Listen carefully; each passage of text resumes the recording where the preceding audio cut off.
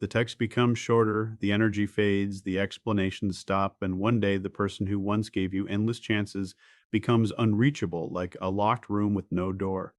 Because here's the terrifying truth most people never understand: an empath leaves long before they actually leave. In behavioral psychology, this is called emotional withdrawal.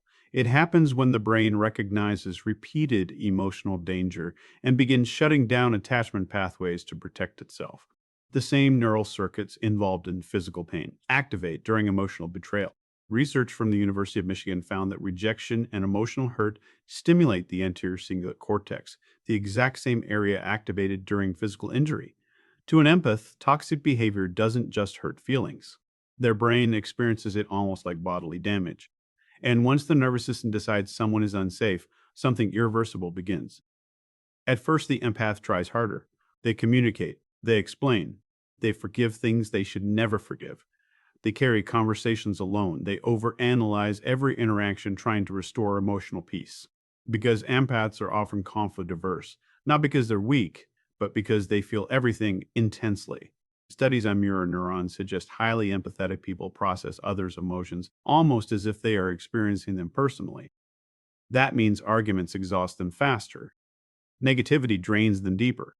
Coldness cuts sharper. But here's where most people make the fatal mistake: they confuse patience with permanence. They think they'll always be here. They care too much to leave. They'll forgive me again. Then that is exactly how people lose empaths forever. Because every ignored feeling becomes emotional evidence. Every betrayal becomes data. Every disrespectful moment gets silently recorded inside the nervous system. Empaths rarely explode without warning. They fade after accumulation. Psychologists call this cumulative emotional overload. It's what happens when stress hormones like cortisol remain elevated for too long due to unresolved emotional tension. Over time, the empath's brain shifts from attachment mode into self-protection mode, and once that switch happens, something cold begins replacing their compassion. Clarity. Suddenly, they stop defending your behavior. Stop making excuses for you. Stop trying to heal what only you can heal. This is the stage people never notice because the empath still looks calm, but internally, the bond is dying. And here's the most dangerous part: when an empath finally stops reacting, it usually means they've already detached emotionally. The silence isn't weakness, it's closure happening in real time. Neuroscience shows that emotional burnout changes behavior dramatically. The person who once chased connection begins avoiding stimulation entirely. The empath who once sent paragraphs now responds with one sentence. The person who once begged to fix things suddenly seems indifferent, not because they stopped caring overnight, because caring became too expensive psychologically. There's a phrase therapists often use: the opposite of love isn't hate, it's indifference, and nothing is more frightening than an empath becoming indifferent. Because when they truly detach, they rarely come back the same. You see, empaths have an unusually high tolerance for pain, not because they enjoy suffering, but because they constantly prioritize understanding over self preservation. They try to see the wounded child, I, we, and everyone, the hidden trauma, the insecurity behind bad behavior. But eventually, the brain asks one brutal question: who is protecting me? And when the answer becomes no one, the empath changes. This transformation is psychological survival. The nervous system begins reducing emotional investment to conserve energy. The empath stops volunteering their heart where it is repeatedly mishandled. And the shocking part: most people only realize the empath mattered after the emotional supply disappears, because empaths give things modern psychology identifies as core human emotional need: validation, safety, presence, deep listening, emotional regulation. They calm rooms without people noticing. They absorb tension others create. They emotionally carry relationships in silence. Most people think an empath leaves because of one final argument, one betrayal, one moment of disrespect. But psychology reveals something much darker. Empaths almost never leave because of one event. They leave because their nervous system can no longer survive the accumulation. Every ignored feeling, every broken promise, every moment they felt emotionally abandoned while standing right beside someone they loved. The brain remembers all of it. Science now shows the human nervous system records emotional pain with frightening precision. Researchers using brain imaging discovered that social rejection activates the same neural circuitry as physical injury.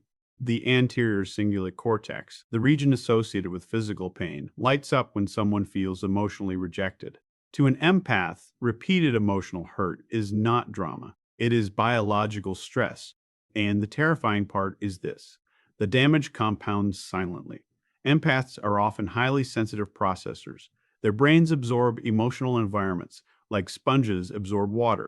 Studies on sensory processing sensitivity suggest certain people react more intensely to emotional stimuli, conflict, and tension. Their cortisol levels spike faster, their emotional recovery takes longer.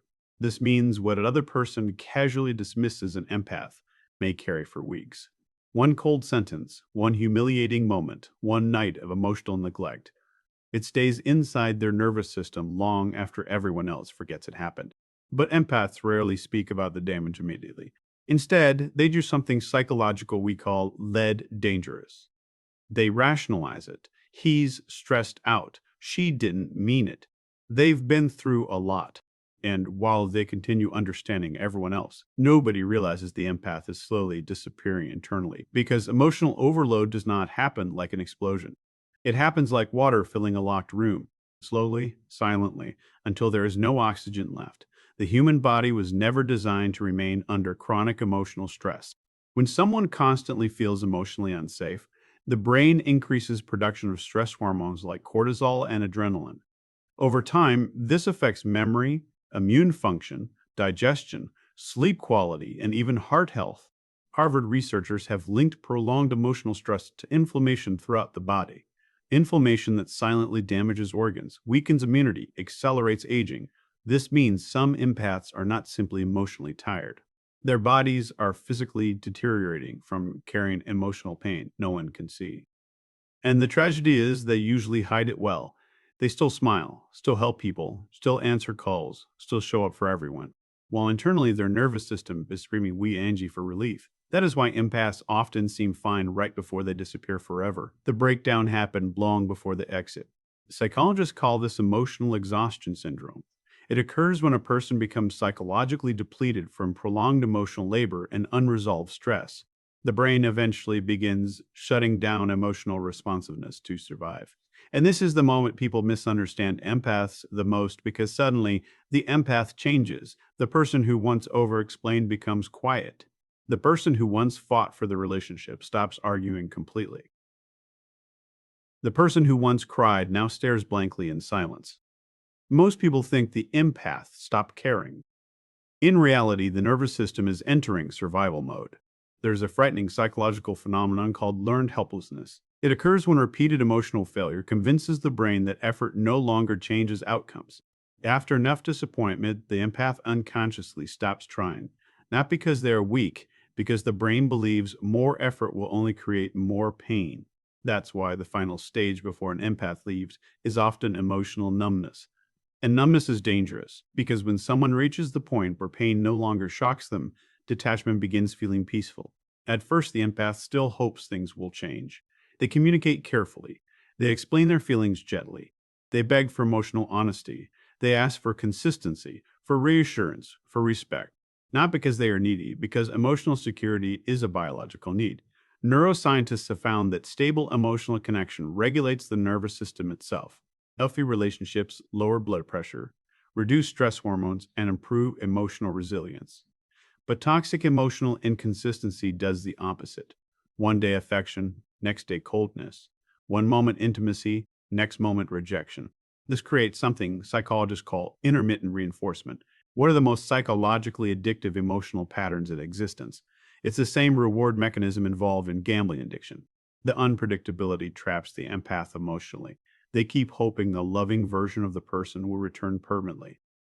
But eventually their nervous system burns out from the instability. And once burnout arrives, something changes permanently. The empath stops expecting love to feel safe. That realization breaks something deep inside them. Imagine waking up one day and realizing the person you defended the most is also the person exhausting your nervous system the most.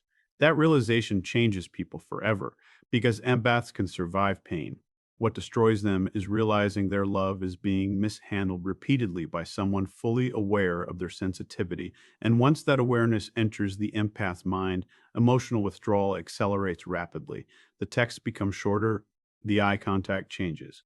The warmth disappears slowly, not out of revenge, out of preservation. Research on trauma responses shows that emotional withdrawal is often the brain's attempt to reduce psychological danger. The empath is unconsciously trying to stop further emotional injury.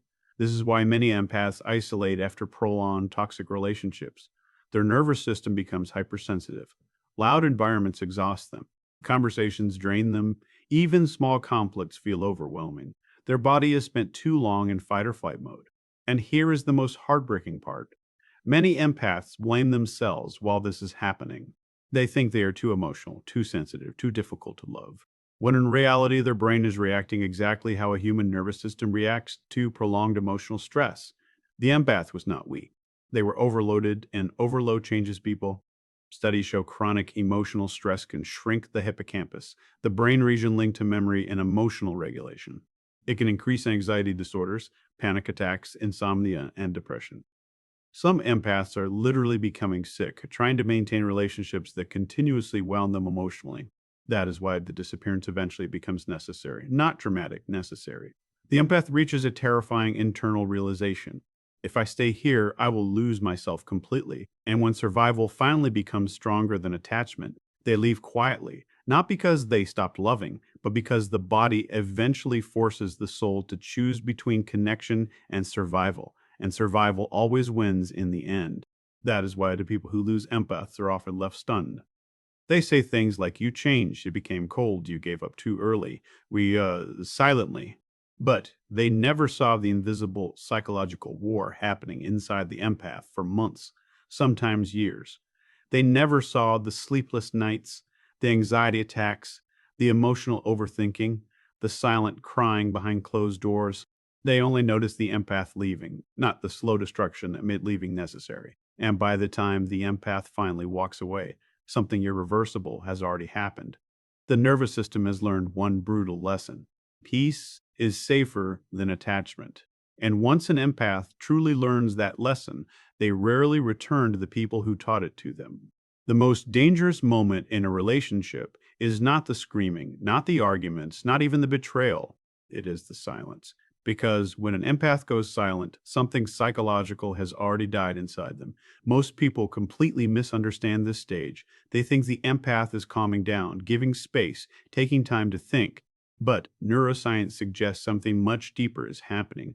The human brain can only tolerate emotional disappointment for so long before it begins protecting itself through detachment. And for empaths, that detachment rarely happens loudly. It happens quietly, gradually. Like a candle losing oxygen in a sealed room. At first, the empath reacts emotionally because they still believe the connection can be saved. They explain themselves repeatedly. They communicate with patience.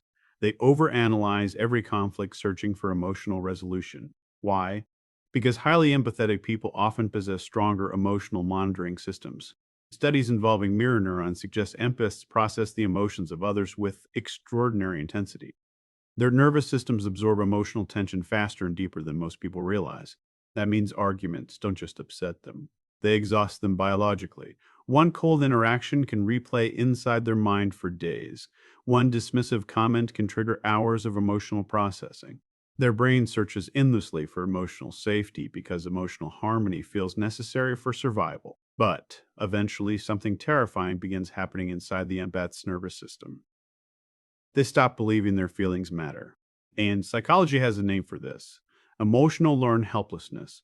It occurs when repeated emotional invalidation teaches the brain we at expressing pain changes nothing. So the nervous system adapts by shutting down emotional output altogether. That's why an empath becoming quiet is never random. Silence is often the final stage of emotional exhaustion. The empath realizes, no matter how clearly I explain my pain, nothing changes. And once the brain reaches that conclusion, behavior changes dramatically. The paragraphs disappear, the late night conversations stop, the emotional vulnerability fades. Suddenly, the person who once begged to fix things barely reacts anymore. This confuses people deeply because humans expect pain to look emotional, but the deepest pain often looks emotionally empty. Research in trauma psychology shows that emotional numbing is a protective defense mechanism. When stress becomes overwhelming, the brain reduces emotional responsiveness to minimize further psychological damage. This means the empath's silence is not peace, it is survival. And the most chilling part, by the time this silence appears externally, the emotional bond may already be collapsing internally, because empaths rarely detach impulsively. They detach after prolonged emotional disappointment. Every broken promise becomes neurological evidence. Every invalidated feeling weakens trust pathways in the brain. Every moment of emotional neglect quietly trains the nervous system to stop expecting safety from that person. Over time, the empath stops reacting not because they don't care, but because caring became psychologically dangerous. Think about that. Imagine loving someone so deeply that your nervous system eventually identifies that love is a source of stress. That changes a human being permanently. Studies show chronic emotional stress increases cortisol production.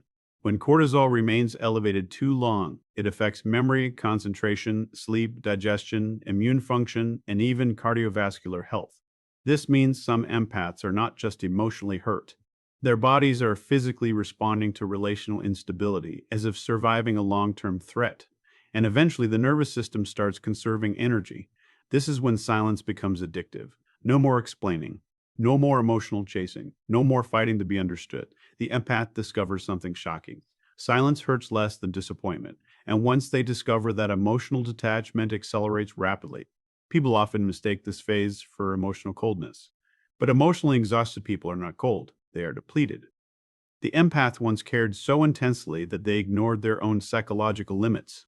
They tolerated inconsistency, mixed signals, emotional neglect, disrespect disguised as misunderstanding, because they kept hoping empathy would eventually heal the relationship. But empathy without reciprocity becomes self destruction, and the human nervous system eventually rebels against self destruction. That rebellion looks like distance. Suddenly, the empath no longer reacts to arguments, no longer begs for reassurance, no longer asks for honesty. Why? Because emotionally, they're already grieving the relationship while still inside it. Psychologists describe grief as the process of emotionally adapting to loss. What many people never realize is this: empaths often begin grieving long before the relationship ends. They mourn the emotional connection slowly, silently, internally. Every disappointment becomes another funeral for the version of the relationship they once believed in, and eventually the silence arrives. Not as punishing, meant as acceptance. This is why the empath's final silence feels so haunting, because there's no visible explosion attached to it. One day, they simply stop reaching emotionally, and that moment terrifies people, not because of what the empath says, but because of what they no longer say. No more emotional effort, no more attempts to repair, no more visible attachment, just stillness. And stillness is psychologically unsettling because humans instinctively fear emotional withdrawal. Attachment theory shows that emotional connection creates feelings of safety and identity. When someone emotionally withdraws, the brain perceives relational danger immediately. That's why people suddenly panic once the empath goes silent. Ironically, they often begin caring hardest only after the empath emotionally detaches. Now they want communication. Now they want honesty. Now they notice the emotional absence, but the empath's nervous system may already be gone. And this is the brutal truth people struggle to accept. An empath's silence is usually the result of repeated emotional injuries that were ignored when they were still speaking. That's what makes the silence tragic, because, see, the empath tried again and again and again until the brain finally chose peace over connection. Neuroscience confirms that emotional burnout changes personality temporarily.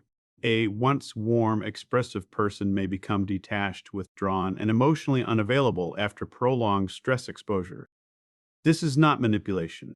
It is nervous system fatigue. The brain literally loses the energy required for emotional engagement. And once an empath reaches this stage, solitude often becomes healing. Quiet rooms feel safer than conversations. Distance feels safer than intimacy. Isolation feels safer than vulnerability. Because their nervous system associates attachment with exhaustion now, that's why the empath's silence can feel colder than anger. Anger still contains emotional investment. Silence often means the investment is disappearing. And once emotional investment disappears completely, the relationship becomes psychologically difficult to revive. The empath may still care about the person, but they no longer trust the connection. And trust is everything. Research consistently shows that emotional trust regulates human attachment security. Without trust, the nervous system remains hypervigilant, constantly scanning for emotional danger. No human being can live peacefully inside constant hypervigilance forever. Eventually, the body demands escape. That's when the empath finally disappears emotionally, not because they wanted to stop loving, but because their nervous system could no longer survive loving without safety. And the heartbreaking part is this: most people only understand the empath's silence after it's too late to reverse it. Because silence is not where the damage started. Silence is where the damage finally became irreversible. By then, the empath has already exhausted every emotional resource trying to save the connection. Now, they are no longer fighting for love, they are fighting for inner peace. And once an empath begins choosing peace over emotional chaos, their silence becomes permanent. Not loud, not cruel, just final. Like a heartbeat slowly fading from a room no one realized was dying. The strangest thing about an empath finally walking away is how healthy they begin to look afterward. The same person who looked emotionally exhausted for months suddenly starts sleeping better, thinking clearer, breathing way more easier. The face changes. Their energy changes. Even their body changes. And psychology says this is not imagination, it is recovery. Because what most people call a toxic relationship is often something far more dangerous biologically, a long-term state of nervous system survival. When an empath stays inside emotional chaos for too long, their brain stops functioning normally. The body begins producing stress hormones at levels it was never designed to sustain. Cortisol rises, adrenaline spikes repeatedly, inflammation spreads silently through the body. And the terrifying part is this: many empaths do not realize they are becoming physically sick from emotional pain. Science has repeatedly confirmed that chronic emotional stress damages the immune system. Researchers have linked prolonged psychological distress to insomnia, digestive disorders, anxiety, panic attacks, weakened immunity, high blood pressure, and even increased risk of heart disease. This means emotional suffering is all in your head. The body keeps score, and empaths often carry more emotional weight than anyone around them understands. They absorb tension in conversations, conflict in row, doubles as, a mood shifts in relationships, unspoken pain in other people. Their nervous system is constantly scanning emotional environments for danger and instability. That level of emotional hyperawareness is exhausting. Brain imaging studies show that highly empathetic individuals often display stronger activation in regions associated with emotional processing and social pain. In simple terms, empaths do not merely observe emotional tension, they neurologically experience it more intensely. Imagine living every day with a nervous system that reacts deeply to disappointment, rejection, emotional inconsistency, and conflict. Now imagine staying trapped inside that environment for years. Eventually, the body begins collapsing under the pressure. That's why many empaths slowly lose themselves in toxic relationships without realizing it. First comes emotional exhaustion, then mental fog, then chronic anxiety. Their sleep becomes restless because the nervous system never fully relaxes. Their digestion changes because stress disrupts gut function. Their immune system weakens because chronic cortisol suppresses immune response. Some begin waking up tired no matter how much they sleep episode. Others lose motivation completely. Even simple conversations start feeling emotionally heavy. And still they stay, because empaths are often psychologically conditioned to prioritize connection over self-preservation. They convince themselves love requires endless patience, endless understanding, endless forgiveness. But eventually, the nervous system reaches a terrifying limit. And when it does, survival instincts begin overpowering emotional attachment. This is the turning point people rarely see coming. The empath suddenly realizes, I cannot heal in the same environment that keeps hurting me. That realization changes everything. Because once the empath chooses peace over emotional chaos, the body begins responding almost immediately. Studies show removing chronic stress can rapidly lower cortisol levels and improve sleep quality, blood pressure, cognitive function, and emotional regulation. In other words, walking away from emotional toxicity literally changes the biology of the body. And that's why empaths often seem transformed after leaving, not because they stop caring, because their nervous system finally stopped drowning. The silence becomes calm, weaning instead of painful. The absence of conflict feels euphoric. Their mind stops racing constantly. For the first time in years, the body feels safe. Safety is one of the most underestimated psychological needs in human existence. Not physical safety alone, emotional safety. The ability to exist without constantly preparing for disappointment, rejection, manipulation, or emotional instability. When an empath finally experiences emotional peace, the contrast feels shocking. They suddenly realize how exhausted they truly were. That's why many empaths isolate after leaving toxic environments. Not because they hate people, because solitude feels medically therapeutic. Neuroscientists have found that calm environments help regulate the parasympathetic nervous system, the system responsible for healing, recovery, and relaxation. After prolonged stress, the body desperately craves this regulation. This is why empaths often rediscover themselves in silence. The music sounds different, food tastes better, sleep feels deeper, even sunlight feels warmer. The nervous system is no longer trapped in survival mode. And perhaps the most heartbreaking part, many empaths don't realize and see how much pain they were carrying until the pain finally disappears. That moment can feel emotionally overwhelming because suddenly they notice the difference. No more checking their phone anxiously, no more overanalyzing conversations, no more emotional walking on eggshells. Their brain finally stops scanning constantly for emotional danger. And that psychological freedom changes people profoundly. Research in psychoneuroimmunology, the study of how emotions affect physical health, shows emotional states directly impact the immune system and overall bodily function. This means peace is not just emotional, peace is biological medicine. That's why empaths often glow after leaving unhealthy relationships.